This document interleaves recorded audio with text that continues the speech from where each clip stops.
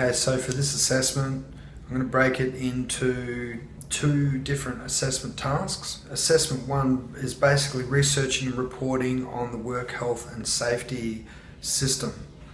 Now, as with other assessments, we have a case study that you need to review for this particular assessment, and we're using the Australian hardware. The work you're doing for this one is based on the Wollongong store only. Okay, so keep in mind the work you're doing is for Wollongong store only. It's very important that you get the resources for Australian hardware, download them, read them all thoroughly, and make as many notes as you can in advance. So get a clear understanding of how Australian hardware is operating and any problems or issues that you might be able to identify. And specifically, it needs to relate to work health and safety. I recommend you go through the scenario. So the key points of the scenario are that you have been contracted by Australian hardware, you're reviewing their policies and procedures, and it's only for Wollongong store. And in this, you identify a number of problems. They don't have a participation policy for work health and safety. They don't have a manual handling or manual lifting policies or procedures. They don't have procedures or policies for identifying hazards, and they don't have any policies or procedures for risk control. Okay, and these are all very important aspects of any business, particularly a hardware store. I'd recommend when you do this as well, go into a hardware store and have a look around. Go into Home Hardware or Bunnings or any of these other major companies that are out there and have a look around the store, see how they're set up, see how the staff are working, how staff use lifting devices or how they access high shelves. Have a look how everything is stored within the store as well. So it's easy to go for a look around in a hardware store, and you know there's a lot of dangerous equipment in there. So have a good look around and familiarize yourself, and that, if you've got that in your brain, that's going to make it easier to do this assessment. It's recommended that you have a look at the extra resources relating to work health and safety management systems, and also the work health and safety law. Okay, we'll provide some links for you with these videos as well for the Work Health and Safety Authority in your state, and also for Safe Work Australia. And the good thing about these websites, they're government websites, so they're telling you exactly what you need to do to conform with the legal requirements, and they have a lot of templates and resources that you can use as an additional guide in business. So I recommend you use these and keep these sites handy and bookmarked, because when you're out in business, it's recommended you use this information. Okay, once you read through the scenario and you've accessed the website and the intranet for Australian hardware and you've made all your notes, you need to identify the policies and procedures relating to hazards and hazard identification and risk control. We already know that they don't have a risk control policy. So go through and find any information you can related to this, and it will be minimal. Once you've identified all this, we move on to the step 2, which is create a participation policy.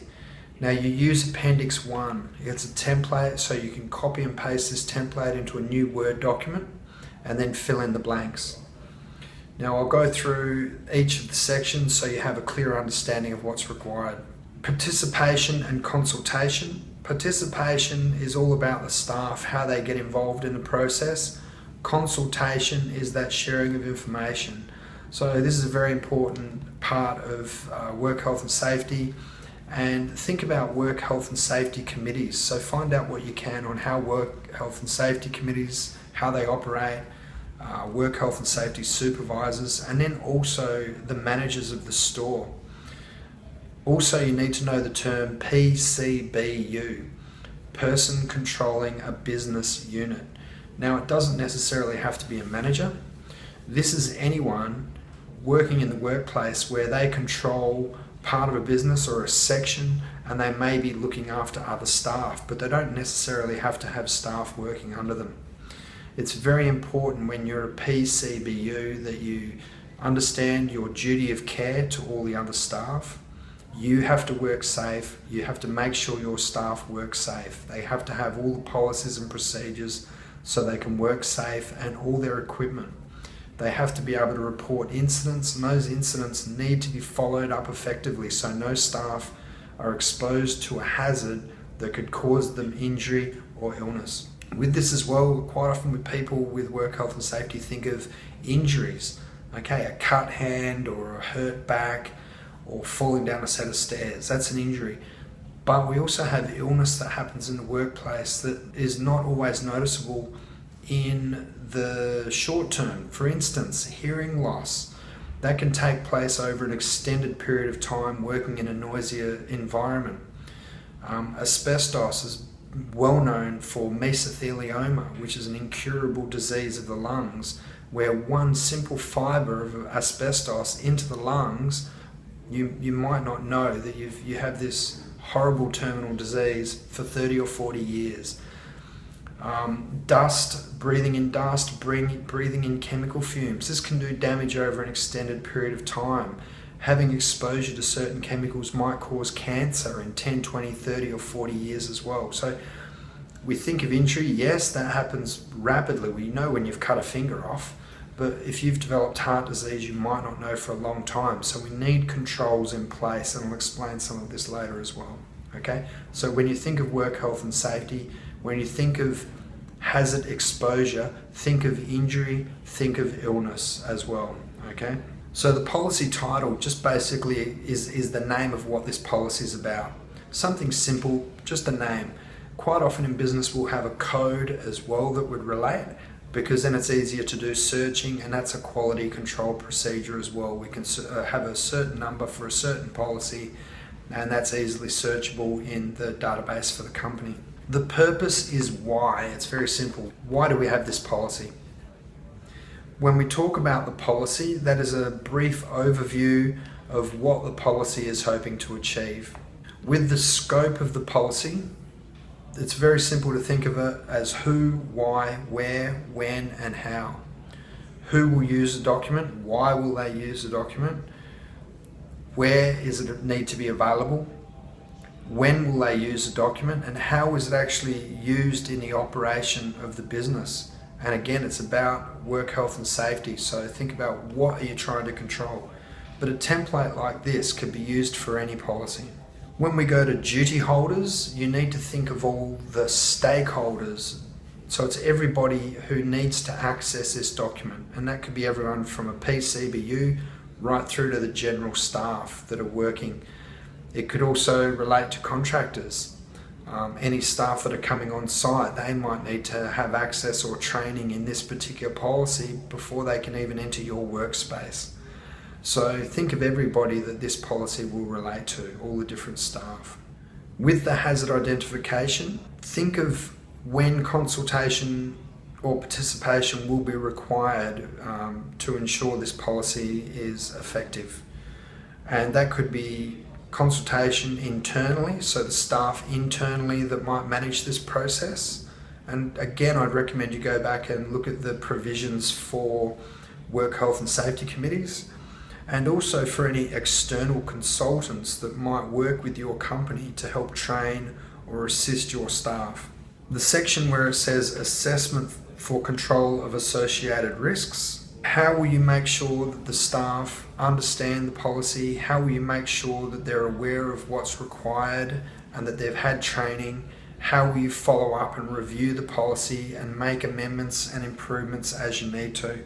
Because amendments and improvements are a very, very important part of work health and safety, so we know that we're not exposing staff to risks that they shouldn't be exposed to. With responsibilities, we're talking about who has authority for this particular policy. So who controls the policy? Who makes the decision that it's been authorised for use? And then therefore, if there's an amendment to this policy, who will authorise this policy to be put in place? Related procedures, we're talking about referencing any other policies or procedures that relate to this policy. And quite often there is a crossover in various policies. So there may be a number of policies you need to review that relate to this policy. In the section for relevant legislation, standards and codes of practices, this is basically a referencing section. So list all the correct names of all the acts, any laws, any codes of practice that you would refer to in administering this particular procedure or policy. So it's a reference guide. If I need to find out additional information, I can go to the law and I can refer to that particular act, or I can refer to a particular code of practice that might provide extra information. This is always important for training new staff and also just for reviewing the process to make sure it's effective. The section for how the policy will be monitored, reviewed and updated is all about quality control and compliance. So quality assurance and compliance issues. So think about the time frames. When will it be reviewed? How will it be reviewed? Who has responsibility for doing this? What process will take place when you're doing these reviews and updates? And again, reference to other policies is really, really important, because if we change this policy, we might also need to amend other policies that are cross-related, so keep that in mind as well. Section 3 relates to financial and human resource requirements, and you need to refer to Appendix 2. There's a table that provides a whole range of the hourly rate for a number of different staff within the organisation, and also for external work health and safety consultants. What you need to do is you need to provide 2 hours training per employee for the year, and you have a $1 million budget. Might sound like a lot of money, but it doesn't go very far. What you need to do is think about all the different types of training that you need to do for the work health and safety.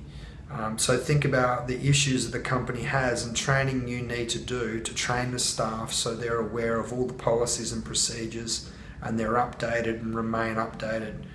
For timeframes, you make your own recommendations, but again, refer back to work health and safety committees. How often do they need to meet, and the information that needs to be recorded? What staff need to be involved?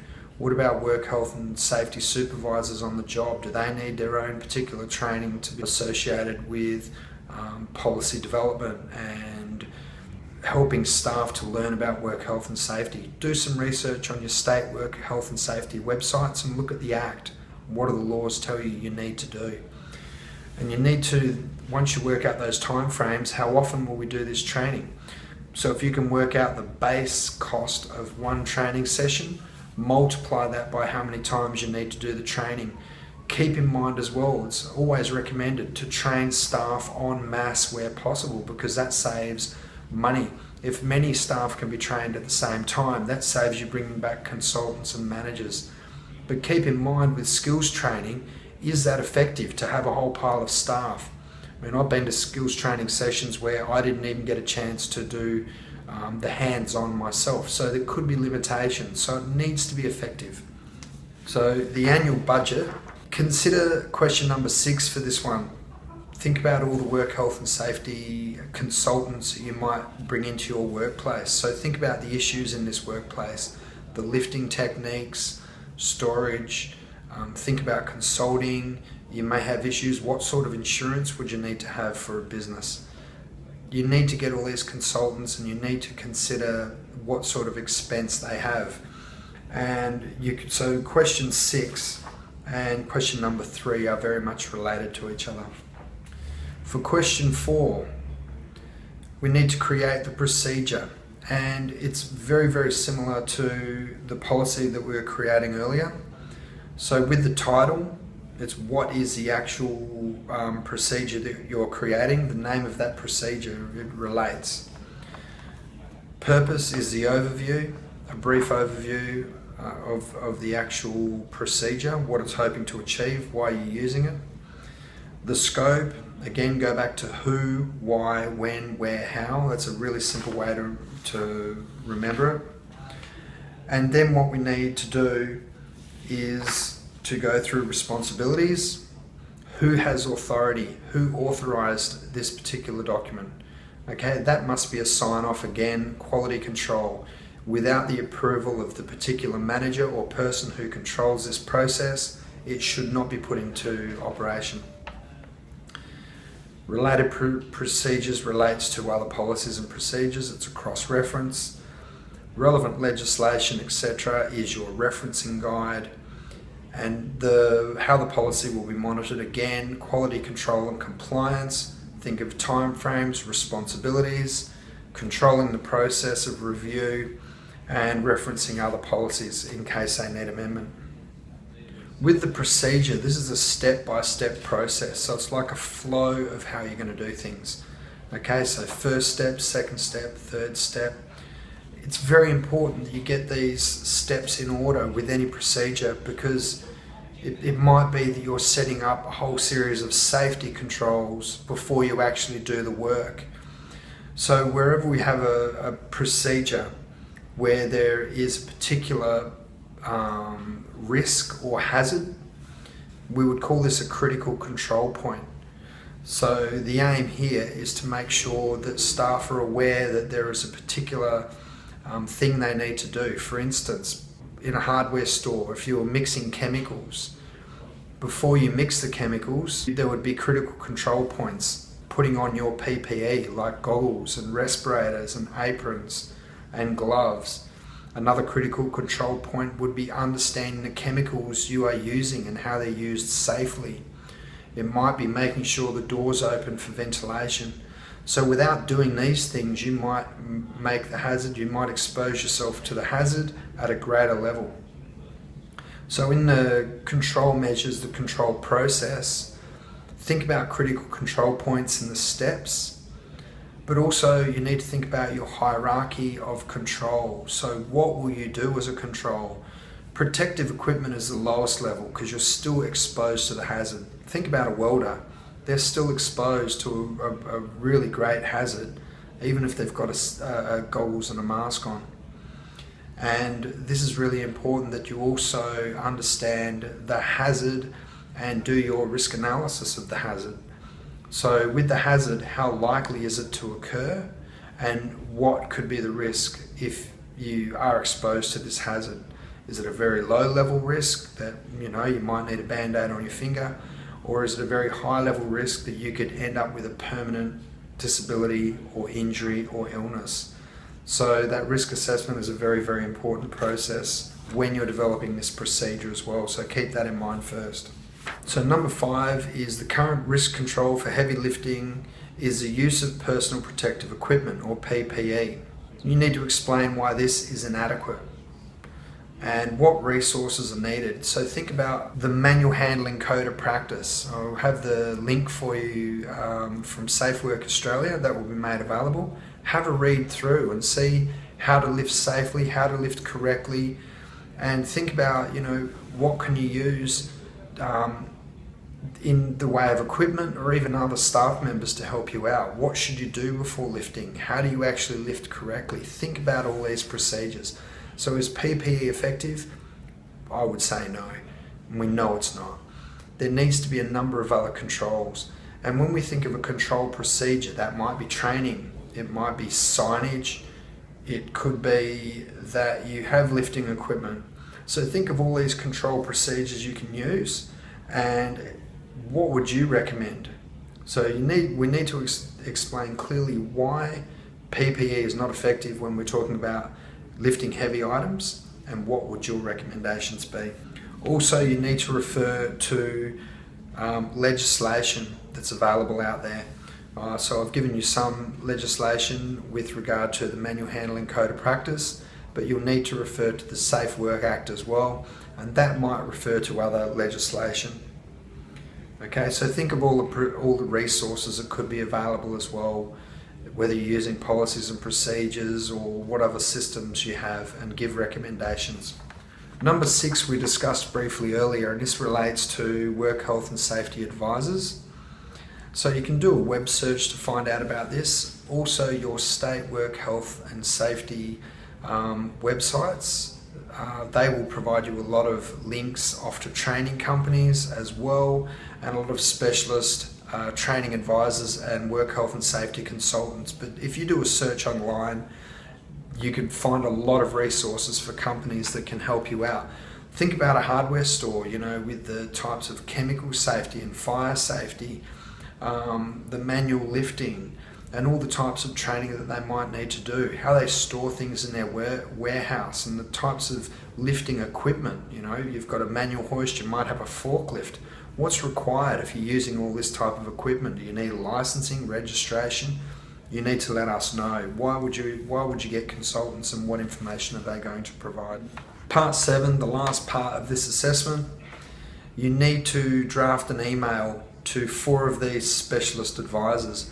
Now, sometimes people think they're exactly the same. Well, they're not, because on the whole, there's a lot of information that will be the same. Your company details will be the same, and your introduction might be the same. Hi, I'm Joe, blogs, I'm looking for assistance with additional training for our company, etc., etc., however you want to do your intro. But the type of training will be different.